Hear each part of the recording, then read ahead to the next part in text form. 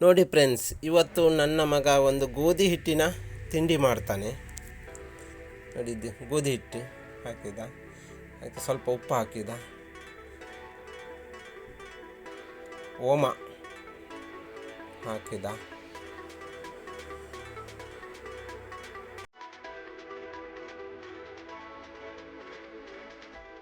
ಎಲ್ಲ ಹಾಕಿ ಕಲಿಸ್ತಾನೆ.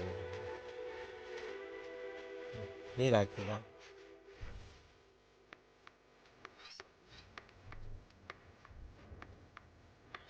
ನೀರು ಹಾಕಿ ಕಲಸಿದ. ಸ್ವಲ್ಪ ತೆಂಗಿನೆಣ್ಣೆ ಹಾಕಿದ. ತೆಂಗಿನೆಣ್ಣೆ ಹಾಕಿದ್ದರೆ ಇದು ಕೈಗೆಲ್ಲ ಅಂಟುವುದಿಲ್ಲ, ಅದಕ್ಕೆ ತೆಂಗಿನೆಣ್ಣೆ ಹಾಕ್ತಾನೆ.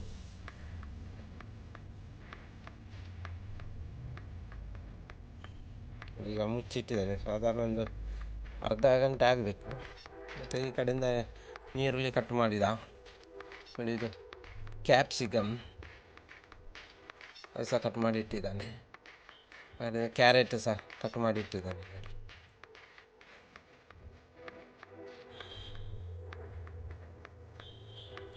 ಎಲ್ಲ ಕಟ್ ಮಾಡಿ ಒಂದು ಪಾತ್ರೆಗೆ ಹಾಕಿದ. ಮತ್ತು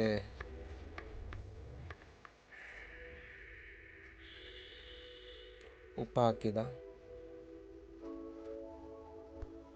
ಇದು ವೈಟ್ ಬಟಾಟೆಯನ್ನು ಗೀಸಿ ಇಟ್ಟಿದ್ದಾನೆ, ಅದನ್ನು ಸಣ್ಣ ಮಾಡಿ ಎಲ್ಲ ಮಿಕ್ಸ್ ಮಾಡಿದೆ ನೋಡಿ. ಉಪ್ಪೆಲ್ಲ ಹಾಕಿ ಮಿಕ್ಸ್ ಮಾಡಿ ಈಗ ಅದರದ್ದು ನೀರು ತೆಗಿತಾನೆ. ನೀರು ತೆಗಿಬೇಕು. ನೀರು ತೆಗೆದಿದ್ದರೆ ಅದು ಆವಾಗ ಹಿಟ್ಟು ಕಲಸಿ ಉಂಟಲ್ಲ, ಅದಕ್ಕೆ ಹಾಕುವಾಗ ಅದು ನೀರು ಆಗ್ತದೆ. ಅದು ನೀರು ಬರ್ತದೆ, ಸರಿ ಹಿಂಡಿ ತೆಗಿಬೇಕು. ಹಿಂಡಿ ತೆಗೆದಾದ ನಂತರ ಚೂರು ಗರಂ ಮಸಾಲ ಪುಡಿ ಹಾಕಬೇಕು. ಶುಂಠಿ ಹಾಕಿದ. ಶುಂಠಿ ಹಾಕಿ ಆದ ನಂತರ ನೋಡಿ ಈಗ ಲಟ್ಟಿಸ್ತಾರೆ. ಈಗ ಅದು ಕೈಗೆ ಅಂಟುವುದಿಲ್ಲ. ಈಗ ಇದಕ್ಕೆ ಹಿಟ್ಟು ಹಾಕಿ ಇದು ಮಾಡಲಿಕ್ಕಿಲ್ಲ, ಎಂಥ ಚಪಾತಿ ಹಾಗೆ ಮಾಡಲಿಕ್ಕಿಲ್ಲ, ಹಿಟ್ಟು ಹಾಕಲಿಕ್ಕೆ ಇಲ್ಲ, ಒಣ ಹಿಟ್ಟು. ಇನ್ನು ಇದು ಕೈಗೆ ಅಂಟುವುದಿಲ್ಲ ನೋಡಿ, ಅದು ಅರ್ಧ ಗಂಟೆ ಇಟ್ಟಿದ್ದಾನೆಲ್ಲ, ಹಾಗಾಗಿ ಅದು ಅಂಟುವುದೇ ಇಲ್ಲ ಕೈಗೆ. ಮತ್ತು ಸ್ವಲ್ಪ ಎಣ್ಣೆ ಸಹ ಹಾಕಿದ್ದಾನೆ ನೋಡಿ. ಸ್ವಲ್ಪ ಹಿಟ್ಟು ಜಾಸ್ತಿ ತಗೊಳ್ಬೇಕು.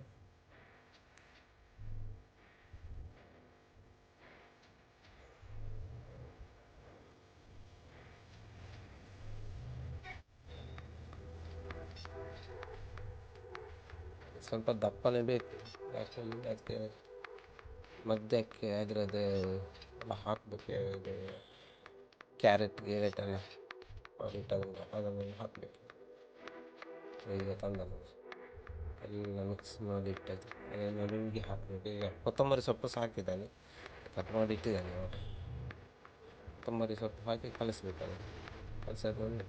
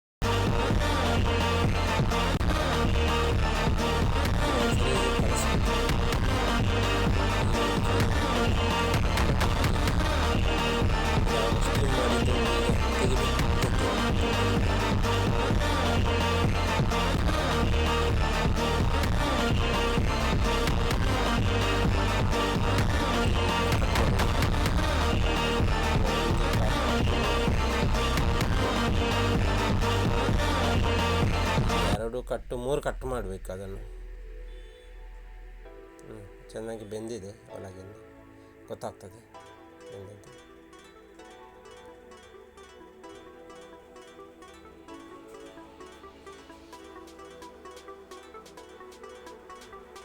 ಈಗ ಮೈದಾ ಹಿಟ್ಟು ಕಲಸಿ ಹಿಟ್ಟು ಅದುಂಟು, ಅದಕ್ಕೆ ಇದನ್ನು ಮುಳುಗಿಸಬೇಕು.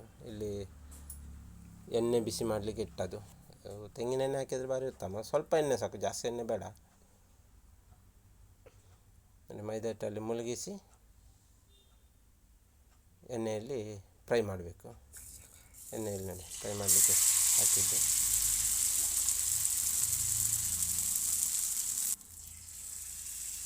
ಎರಡು 3 ಪೀಸ್, ನಾವು 3 ಪೀಸ್ ಮಾಡಿದ್ದು. ಮತ್ತು ಸ್ಟೀಮ್ ಮಾಡಿದ್ದು ಹೀಗೆ ಸಹ ತಿನ್ಬೋದು. ಸ್ಟೀಮ್ ಮಾಡಿ ಆದ ನಂತರ ಹಾಗೆ ಸಹ ತಿನ್ಬೋದು. ಇದು ಎಣ್ಣೆಯಲ್ಲಿ ಫ್ರೈ ಮಾಡಿದರೆ ಸೂಪರ್ ಟೇಸ್ಟ್ ಬರ್ತದೆ.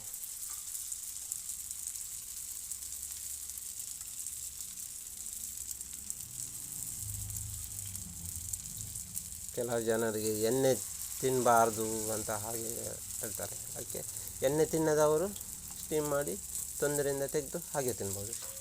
ಎಣ್ಣೆ ತಿನ್ನುವವರು ಸ್ಟೀಮ್ ಮಾಡಿ ತಿನ್ಬೋದು. ನನ್ನ ಮಗ ಗೋಧಿ ಹಿಟ್ಟಿನದೊಂದು ಒಳ್ಳೆ ತಿಂಡಿ ಮಾಡಿದ್ದಾನೆ. ಇದರಲ್ಲಿ ನೋಡಿ 3 ಲೇಯರ್ ಉಂಟು, 1 2 3. ಮತ್ತು ಇದು ಒಳಗೆಲ್ಲ ವೆಜಿಟೇಬಲ್ ಎಲ್ಲ ಹಾಕಿದ್ದಾನೆ. ಇದನ್ನು ಸ್ಟೀಮ್ ಮಾಡಿದ್ದಾನೆ ನೋಡಿ ಹೇಗೆ ಉಂಟು ನೋಡ್ತಾನೆ, ಸ್ಟೀಮ್ ಮಾಡಿದ್ದು. ಇದು ಸಾಸ್ ಉಂಟು, ಸಾಸಲ್ಲಿ ಮುಳುಗಿಸಿ ತಿನ್ನಲಿಕ್ಕೆ ನೋಡಿ.